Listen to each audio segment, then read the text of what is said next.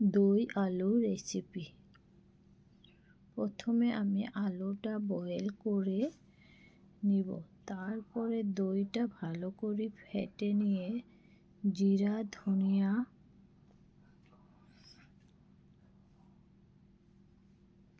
মরিচের গুঁড়া,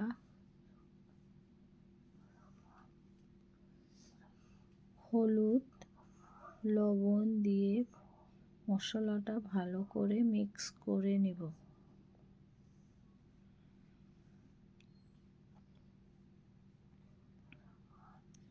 কালারের জন্য আরেকটু আমি লাল মরিচ দিয়ে দিব। তারপর পেঁয়াজ ভেজে বয়েল আলুটা দিয়ে লাল লাল করে ভেজে নিব।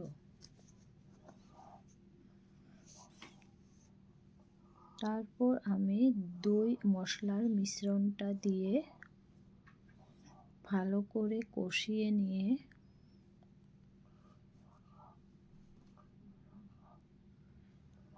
কাঁচামরিচ আর কসুরি মেথি দিয়ে পানি দিয়ে ভালো করে কষিয়ে নেব।